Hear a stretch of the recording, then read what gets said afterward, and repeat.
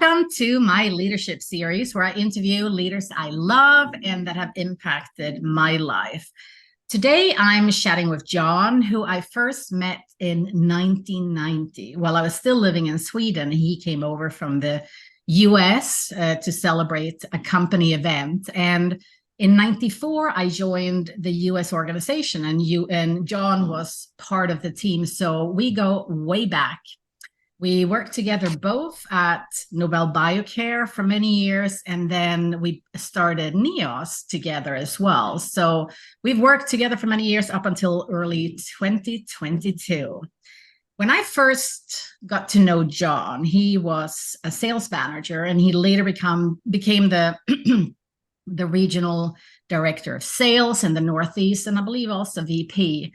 And he was also part of, as I mentioned, the team that started the US subsidiary of NEOS as the VP of US sales. So we've spent a lot of time and many years together.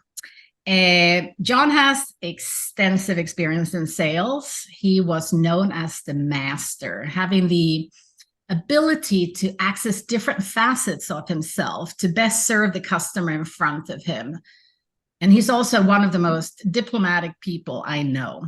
He spent many years with a pharmaceutical company prior to joining Nobel, who at the time was, or the company was named Nobel Pharma at the time, and which is interesting because I myself moved from the medical field and thought I was going into a pharmaceutical company.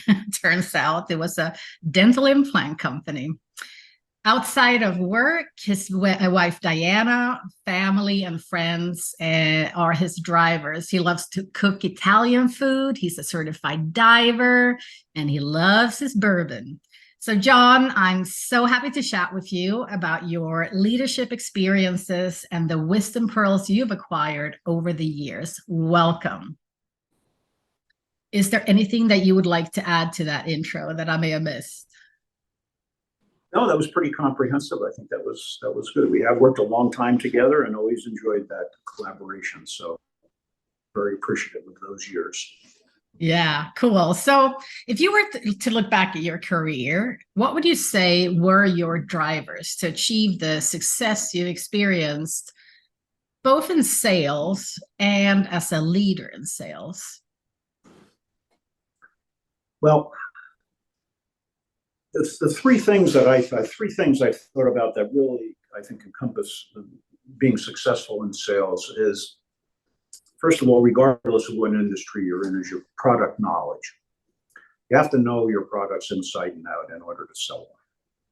That's important. And it's an ongoing challenge, too, as products change and as new products come on board. The other one is relationships. Developing, maintaining relationships are probably perhaps the most important thing I can think of for me in the success in my career. You know, relationships are important because it's not just helps you to communicate better with people that you work with, helps you communicate better with people that whether they're your bosses, whether they're your family. Relationships are really what life is all about. And in business, the better you are at relationships, the more successful you're going to be. It gives you opportunities to collaborate with other people within your industry, even outside, to make partnerships outside your industry. So in addition to product knowledge, I think relationships are so extremely important. And then the last thing is work ethics. What is your work ethic? I mean, I try to instill these three things into the reps, into their minds, because anyone who works for me, because this is what's helped to make me successful, and I think it's important for everyone. Do you have, and does the sales rep who you're going to hire, do they have a strong work ethic? Are they the type of person that'll get up in the morning and go to work? Are they the kind of person that's going to do the extra mile for the customer? Are they honest? Do they have the ability and the interpersonal skills to develop relationships? I've said to people all the time, I've said I can teach a good potential sales rep. I can teach them the products.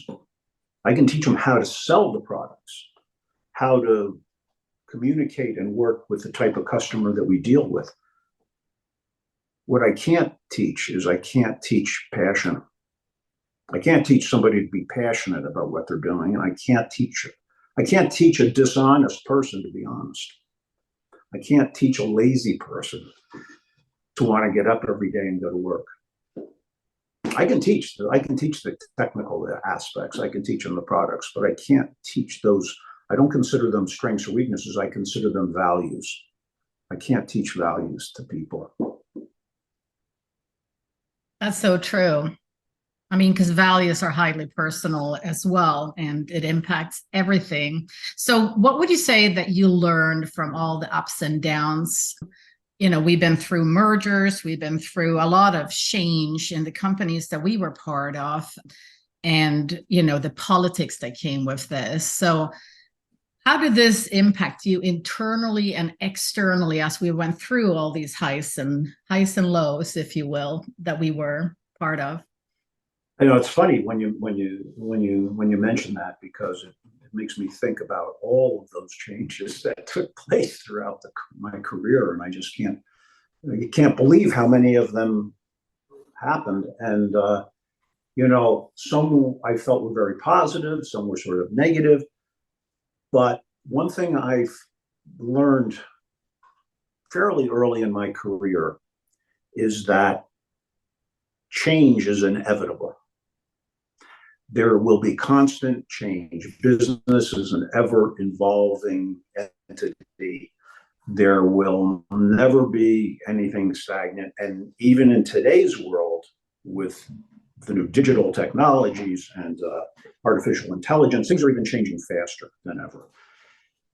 Everyone, I think, inherently dislikes change. People are comfortable with where they are and what they do. I think that's just the nature of most people.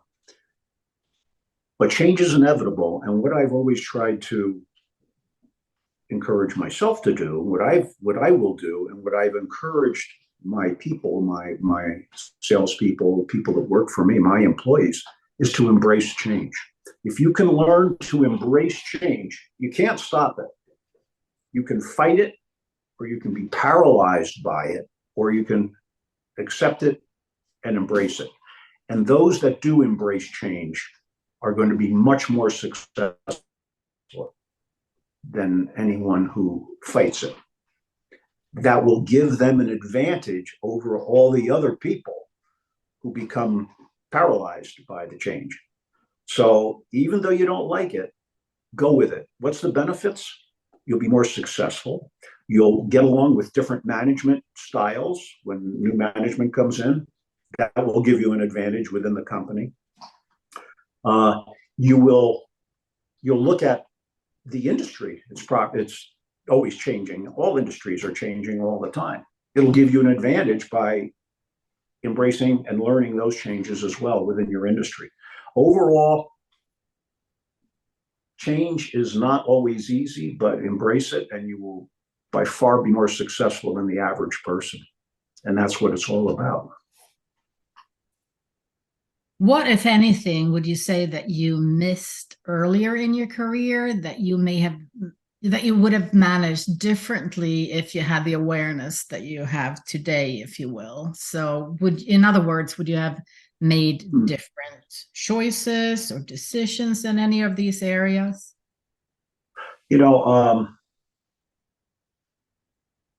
I've often thought, and still do, what would have happened in a different circumstance if I had taken a different path, if I had been in a totally different industry, or if I had done some things differently, where would I have been? I've always been concerned and worried about being successful. I always was concerned that, will I be successful in this new job? Will I be able to do this? And I think it's those concerns that drove me to be successful. And I've been very fortunate. I've never been unsuccessful in anything I've tried. So I figured if I was in another position or another industry, I probably would have dedicated myself to that and been successful there too, because I still would have embraced the same qualities and the same values and strengths. But I would say that I don't have any regrets of what I've done.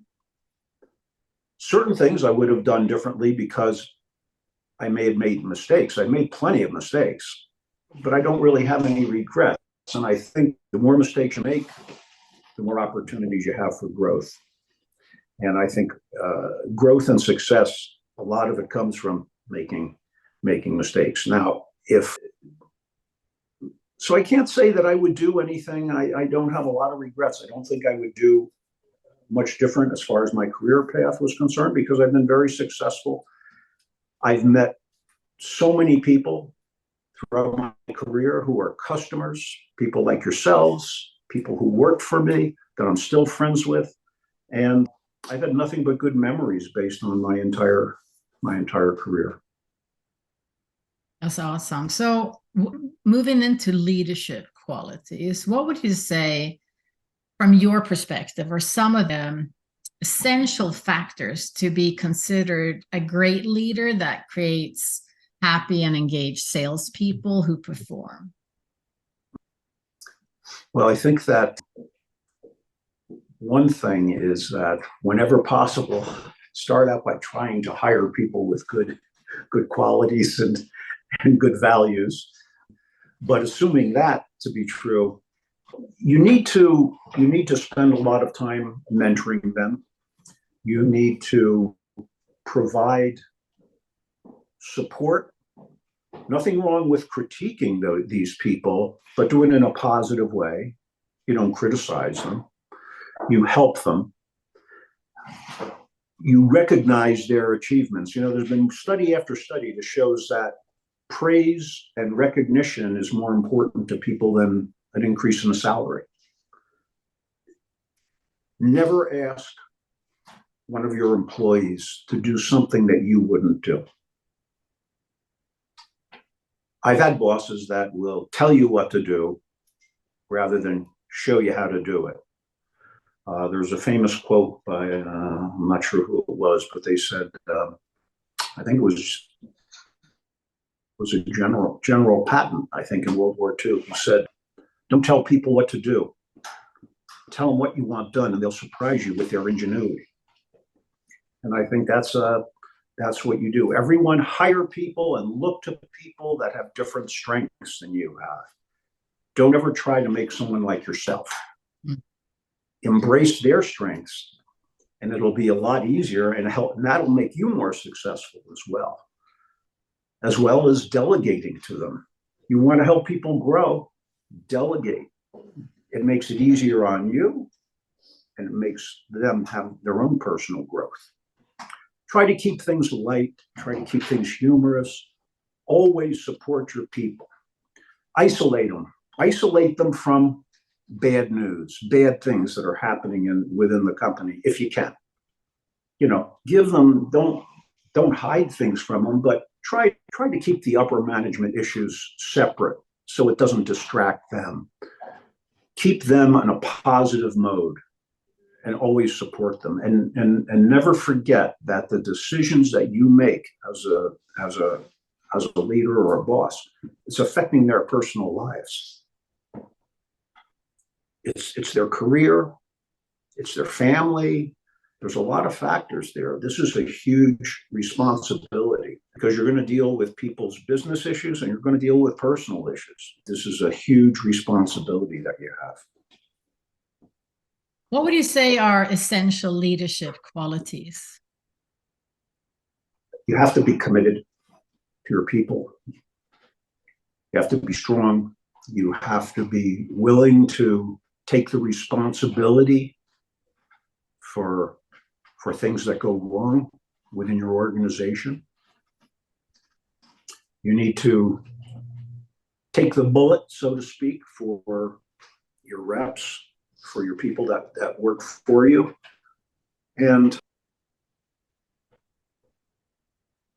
You need to keep them as possible directed in the proper, in the right focus, in the right position, and give them the opportunity to be successful. And remember that your goal is to try to make your reps so successful that they could, take over your position, or they could get another job at a higher level with another company. I've had that happen to me many times. And as much as it's painful to lose someone who's good, they did it because I had helped them be more successful in their career. So I had helped them to develop into a better position in their life. And I think that's probably the most rewarding thing that's happened to me as a leader. And when I still talk to people who I haven't worked with for 10, 20 years, and I'll get a call and they'll tell me how important the relationship was with me and how I helped them to grow, and that they wouldn't be where they are without that. And that is probably the most rewarding thing in my career. That's awesome. And yeah, it's so true. How would you explain energy when you talk about a person having an energy of X, so to speak, from perspective? Let's say that you would describe one of your salespeople or someone, like, how would you explain energy, the energy that person has? I guess it's really just the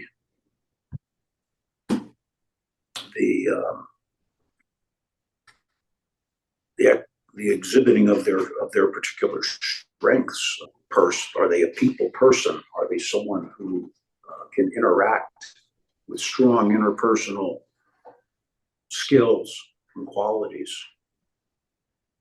Do they love the interaction? Are they passionate? Is it passion? That's the energy. Yeah. So when it comes to when you hire people, because energy is part of that too, right? What are the things that you look at when you interview and ultimately hire someone for a position? What I look for is again, try to ascertain their particular values as it relates to work. But are they likable? If I sit down and I'm enjoying talking with someone, that says something to me. That says that they have strong interpersonal skills, that they can communicate with people, that they can probably build nice relationships with people.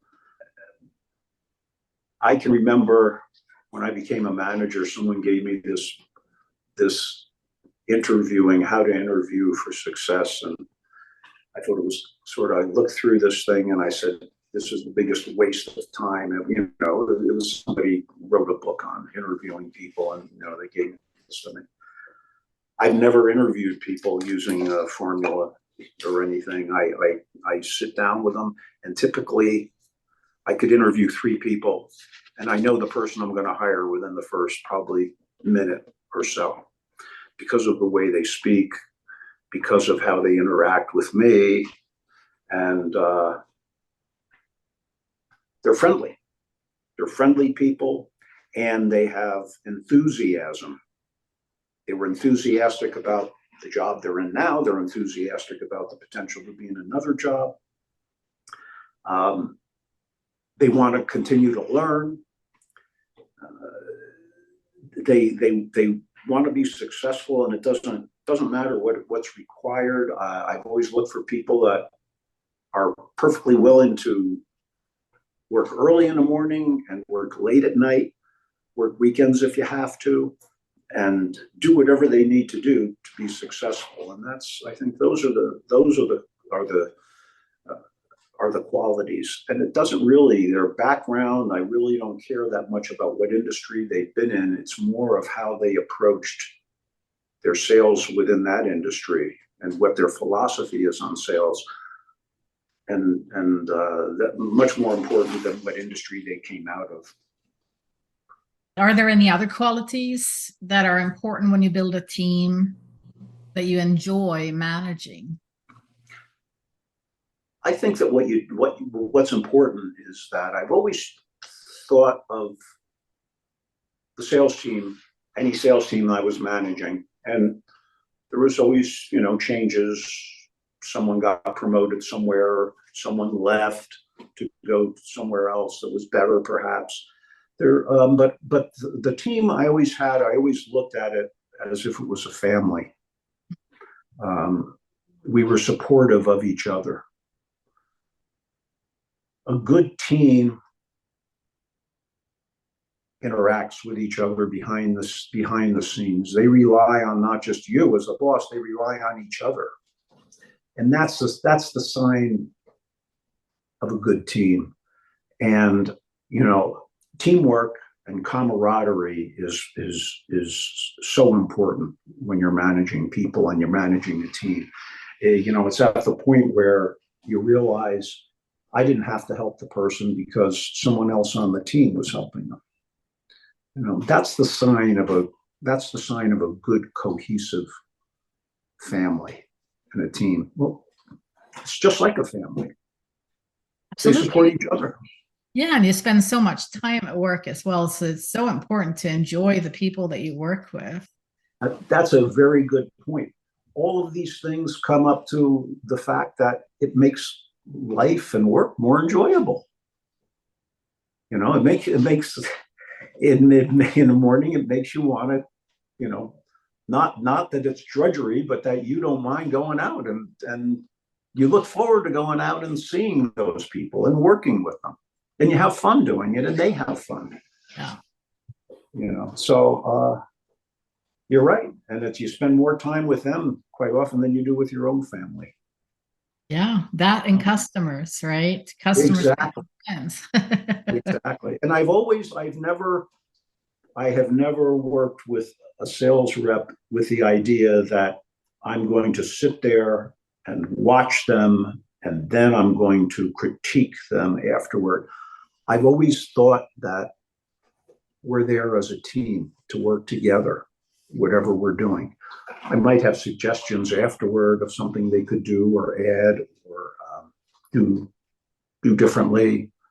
But I've always thought that when I work with someone, we're working as a team to accomplish a certain thing. And I think that's how I've always learned from my mentors. And I think that's the best way for salespeople to learn too. Absolutely. You learn so much by being around the masters. That's how I've learned a lot. Yeah. Absolutely. And how you feel being around people, right? That's really what it comes down to. Well, exactly. And the old story is that there's really nothing new in the world. Everything is, repeats itself and things. And I look back on who my mentors were throughout my career and just in my life in general. And I think about them all the time. Even though I haven't seen them for 20 or 30 years, I think about them because I learned from them what they would do in this situation. And those are valuable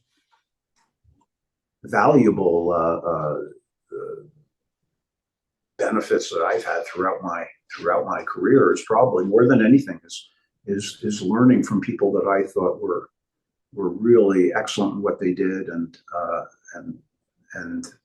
mentored me along the way. That's so true. So over the years, have you invested any personal or business growth? And if so, how did it contribute to your leadership and personal success? Because I think you're a reader, aren't you? I do read, but I don't read that many. I don't read that many business books. I forget. I guess I used to read some. I mean, it's like I should say I haven't personally invested with my own dollars into anything, but throughout my career and all the jobs I've had and the different ones, it seems like every year at every sales meeting, the company brought someone in who, or some group in that was going to teach you, how to be better salespeople. You know, if you had if you had a couple pearls that you were able to take away, I always felt that's good. That makes sense and things. But in general, I felt like they tried most of these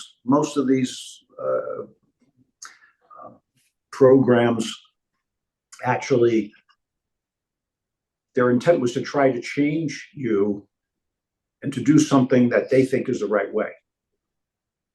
And you sit there and you go through your exercises and your notebooks and you do through the whole thing and you do your role plays and you do all these things.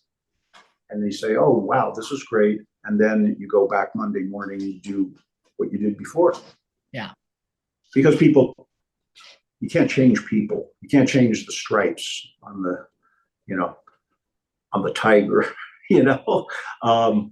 They and for the most part, those programs, which were considered development programs, personal development, for those really, you know, didn't have long lasting effects, I felt. And and you know, same with reading some, you know, books on business and things. You might get a couple snippets out of it and stuff, but I sort of just did what I did, you know. It's not like the Clifton strengths where you identify strengths and focus on those. That's the way to do it. And when we're talking about salespeople or people that I've hired, I look to their strengths, which hopefully are much different from mine. So, and I learn from them as much as they learn from me. So, yeah, I mean, I haven't done, other than just, you know, the recognition of your own strengths, I haven't really done that many other programs that had any kind of meaningful long-term benefits. I mean, I hate to say it, but. Well, you've been learning kind of on the job, I would say, right? So you learned from your mentors, you've learned from the people, Yes, because you have naturally got a talent where you just focus on the people in front of you and you're of service. I would say that not everyone needs to do personal growth, so to speak, right? You know, some people just have innate talents and you've been focused on just tapping into the talents of other people naturally. yes. Some people get threatened by people that are better than you in other areas, but you are not. So I think that could be like, you know, you had that personal growth course in yourself, if you will. Yeah, and if you do feel that somebody has a skill or something that can help you with something, you know, don't be afraid to work with them to try to better yourself in some other ways. When we worked together, you obviously had certain computer skills and things of that sort that I tapped into when I needed help on that. You know, I come from an analog age, and so, you know, I was but thrust into the digital world. You know, it's a learning process, you know, and that kind of thing. So I always, you know, I tap into the people that can help me with certain things. But what I've learned from, you know, mentors and other people over the years and my reps have been invaluable to me. What would you say, or what does inner gold mean to you if you talk about a person? So think about, you know, the people that you really enjoy being around. What would you say inner gold is?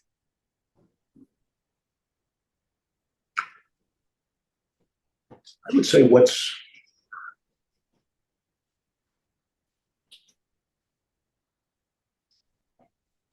are the qualities they have? What's the knowledge they have that you can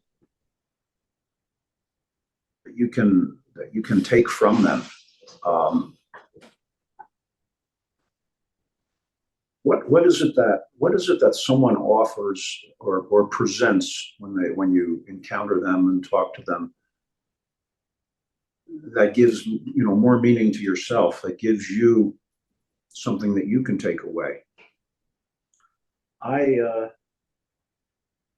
become friends with a couple recently, and he owns a artificial intelligence company. Hmm. And he works in a lot of different industries. I mean, my career has been as far away from artificial intelligence as I could ever be, ever. But I am so fascinated to talk to this person and so fascinated about what they do. Well, and that's another thing. If you want to build relationships and if you want to do that, don't talk to people about yourself, talk to people about themselves. You know, not only do they like that, but you learn so much more. That is so true. What is So that's something what that inner gold is to me. It's what they can, it's what they're, you know, it's what their being and what they offer you. It's gold for you. absolutely insights that can be provided, and yes, pure talents, right? Mm-hmm. Things that come naturally to them that, you don't necessarily have innately for you, but by just having a conversation, you can get like, oh, wow, I didn't think about it this way, or wow, I didn't know that. Yeah, yeah, that's true. That's true. You can learn so much from other people. And I've always said to someone, if you don't like people, certainly don't go into sales. And it's funny that you encounter people, you know, hopefully it's not people you hired, but you encounter people that are in sales. And I said, why are they in sales? I don't think they like people. So why would you be in sales? You know, you want to not just like people, but you want to talk to people. I don't care who they are. It doesn't matter if they're in the business with you, if it's somebody you meet on the street, if it's somebody that's a waiter or waitress in a restaurant, or if they're picking up the garbage from your garbage cans. Talk to them. Talk to people. Ask them questions. Listen to them, because everyone has stories that are so valuable. You can learn so much from people, and they don't have to be what you would consider all that educated or all that smart. It's all about life experience. And you can learn so much from so many people. And if anything, take advantage of that in your life. They all offer that inner gold. That's You so just have to true. listen. Just ask and listen. Listen to them. I find Absolutely. everybody's much more interesting than I am, as far as I'm concerned. I'd rather talk to somebody on the street and just talk to them and hear about what they do, what they've done in their life. I think that's so much more interesting than what I've done. I love that. Oh yeah. I mean, it's fun to listen. And I love doing that too, and just seeing all the people, independent on what the role is, because sometimes you can get real gold from the people, the cleaner, so to speak, Yeah, because they observe people and they see also how people are treating them, right? Which says a lot about people. exactly. That's a good point. It's a very good point.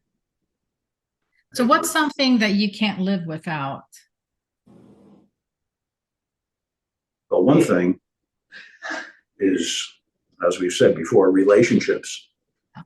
Can't live without relationships. And I would include friendships in there. I can't live without friendships, relationships, and humor. Hmm. If I have friendships, I have relationships, good relationships, strong relationships, and I can live with and keep a person a sense of humor. There's not much else I can think of that I absolutely can't live without. You can live without money if that helps, but you can live without money. You don't have to be wealthy to be happy. But if you have friendships, good sense of humor, you feel you have a purpose in your life too, that you're doing something that's meaningful for yourself. Other than that, I think that's about it. Everything else is extra, I think. So, what would you say if you could get everyone listening, everyone around the world, a message that they would have to hear? I would say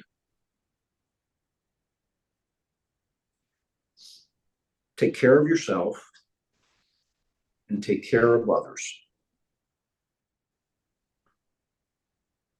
Every time you do something for someone else, it comes back to you.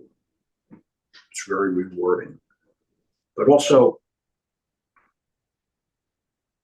to go back to something we spoke about, take time to talk to people and listen to them.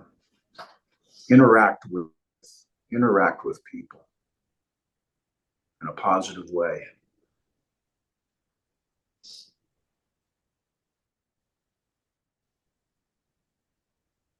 Take advantage of people by learning from them.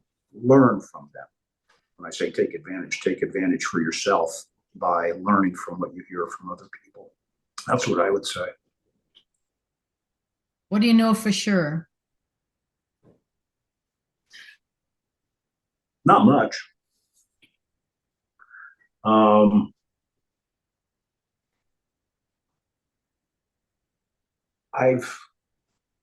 Like I said, I've made a lot of mistakes. So I guess there's a lot of things that I thought I knew for sure, but I didn't. So one thing I do know for sure, though, I think is that if you really believe in yourself, then you can't go wrong. It may not lead where you thought it was going to lead you or where you wanted to go or whatever, but if you really listen to yourself and you follow your gut, you really can't go wrong in life, because that'll bring you to the direction that I do know for sure, but not much else. Who inspires you to be better and why? I would say that my mentors have inspired me, and those people some were bosses, some were coworkers, some were people that worked for me. I've had relatives and friends outside of work that have inspired me and have given me a lot. And my father was a great inspiration for me. He had a great sense of humor, which I learned from. He was not rich and famous. He was a good father. He was a good family man. He was a good husband, and he always put himself out for the family, and he always put others in front of his needs, others' needs in front of his. And I try to emulate that in business too, and in my personal life.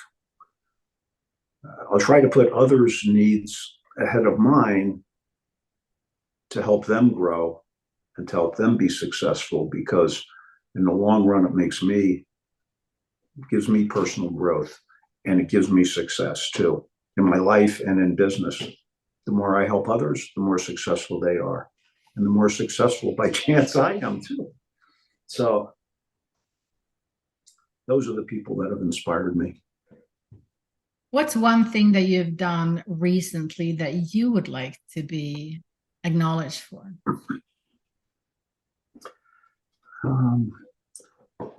Well, would say recently, we moved to a new town, and recently I joined. Even though I'm still working part time, albeit part time, I'm still working in the industry. But we moved to a new town, and I became a board member on one of the councils in the town, which was a totally different thing than I've ever done. Never been involved with any of that. I was sort of nervous. Somebody encouraged me to do it, to apply. And I've never been involved with any kind of local politics or any of that kind of stuff. But I did join one of the local town council boards. And, we meet once a month, and it involves people within the community and other things, projects and stuff within the community. But it's been enjoyable. It's been very challenging because I've never done it before, and it requires me to do certain research and everything whenever I have this happen. And sometimes I think to myself, why did I do this? But it's again, it's another, you challenge yourself a little bit, and it gives you more growth, and it gives you you meet new people, and you learn new things. That's amazing, John. Kudos to you to continue to be curious and take on something that is completely foreign to you, and then adapt so nicely to it. And I mean, what a great way also to just create more relationships and become known in the town, right? Yeah, yeah. And as you know, my wife Diana is a avid gardener, and when we moved from our big house with the big yard to a condo with just a small area there that she can garden, she joined the local parks and recreation so that she can garden. That's And awesome. she's loving that. So I give her a lot of credit as well for doing that as well. Well, between the two of you, you're expanding and creating your new community. So that's fantastic. Yeah. So it's fun. That's fun. What's something in your life that you're proud of? I think what I'm most proud of, probably, well, from a career, well, from a personal um, perspective, I think I'm proud. I don't know if it's proud or lucky that I've had great family and friends and personal relationships. I think from a business point of view, I am the most proud of, as I mentioned before, of having had influence in a lot of lives of people that work for me. And when someone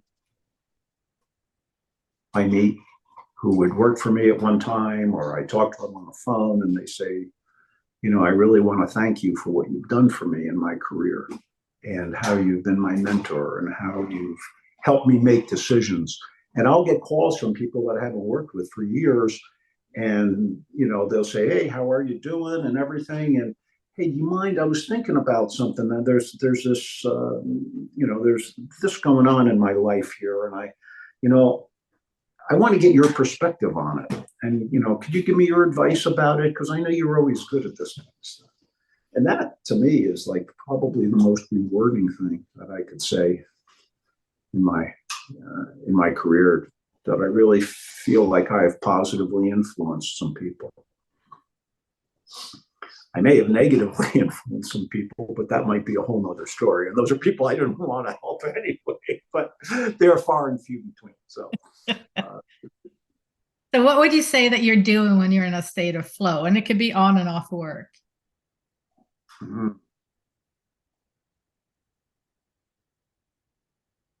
That's interesting.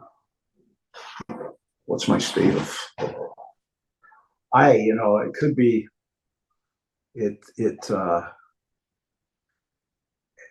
it's when you have this mindset where things are really moving in a direction you like, and there's a lot of things going at one time. And as challenging and frustrating as it can be, when there are so many, if there's a situation where there's a lot of things happening at one time, and they all have opportunities to be positive and things, and it just motivates you so much to to to to do it and to move forward, and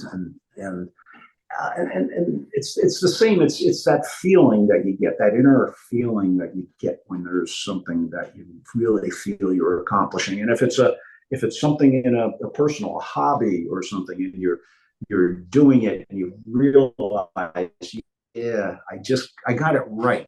I just got it right. It's just makes you feel great. And that's when you get that, I think, that flow, that energy, that feeling of like just personal reward and accomplishment, that kind of thing. Yeah. So I don't know. It could be a hobby, it could be working, could be something with family or with grandchildren or whatever, but it's just, you feel like you're right in the midst of that, something that's good. That's what feels good. So, what are words that you would hope others would use to describe you?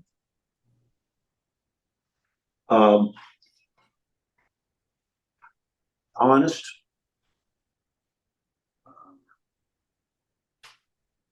good friend, committed,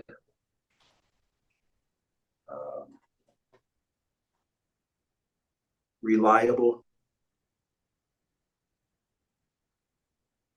supportive, helpful, somebody that they can trust, trustworthy, somebody who's not going to, they never have to worry about someone who's going to be dishonest or stabbing them in the back.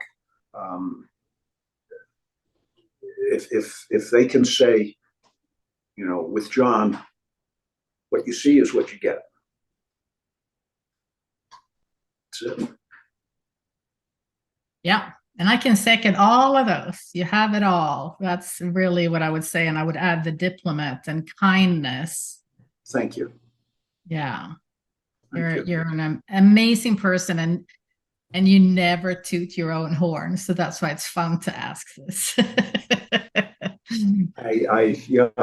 I try not to, because anything I do that's good, I've learned it from someone else or whatever. So it's and if it works, it's not. If something works, it's not just because of me. It's because whoever I'm involved with or working with, that's doing it just as much, maybe even more.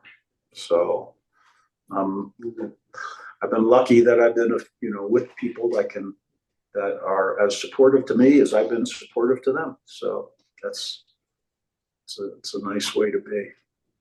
Well, that's a great trait and great attitude from a great leader, because you have that servant leadership, as they call it nowadays, right? But you put your people first, and you get that your success is created by their successes, and you get fulfillment internally just as well as financial successes when your sales team, in this case, succeed.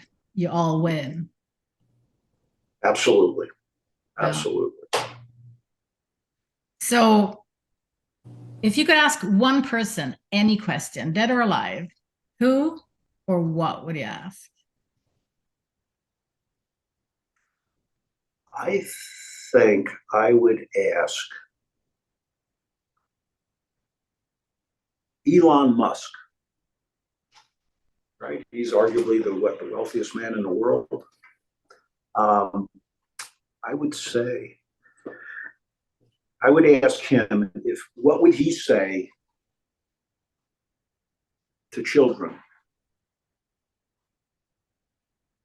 What could he say to them to inspire them to be successful?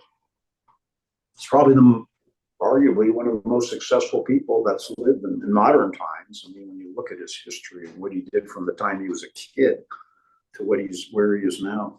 You know, what can you say to inspire kids to be successful? That's awesome. And you know what, you could ask that same question to, like, you know, different sports people. You could say it to a lot of the actors and actresses and successful businessmen and things. But I look to him as somebody that's just had such a incredible history from the time he was young till where he is today, and I'm sure it'll be much more. So I just sort of chose him arbitrarily. Obviously very successful. That's so true. So is there anything else that you would like to say or impart wisdom pearls on as far as leadership, your drivers, what's important in business, on and off life as well? I would say that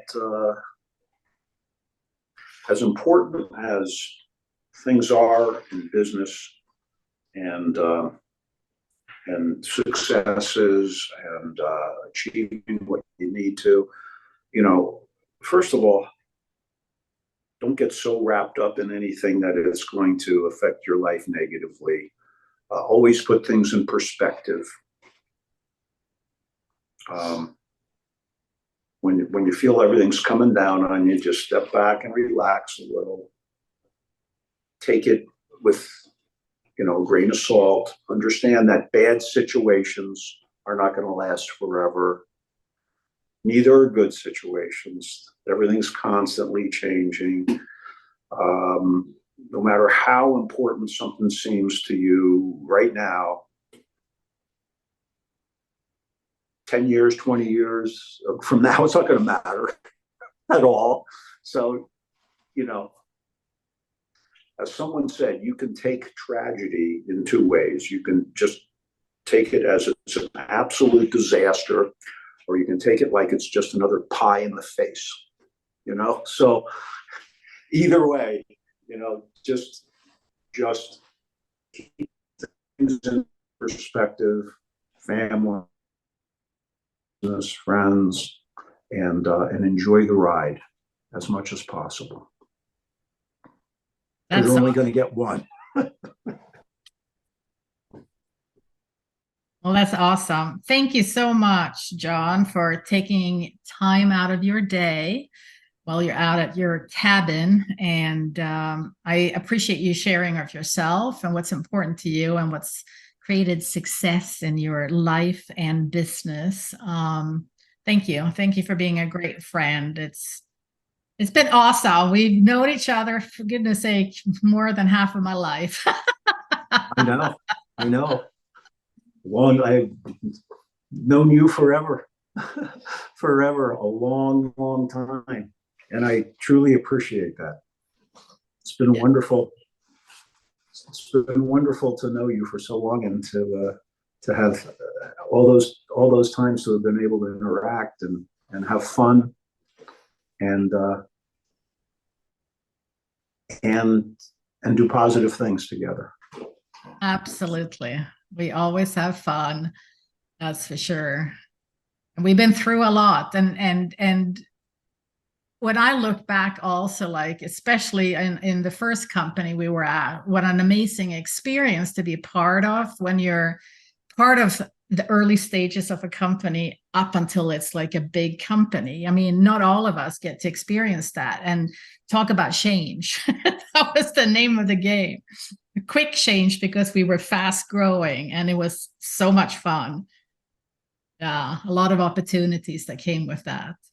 We really did. We had some wonderful times. And, you know, we experienced some difficult times as well. But, you know, the positive things outweighed the bad things by far. And when I look back on it, you probably look at it and say, you know, the bad things weren't nearly as bad as the good things were good. And I don't think back on very many bad memories because they're all outweighed by the good memories and the relationships, like with yourself.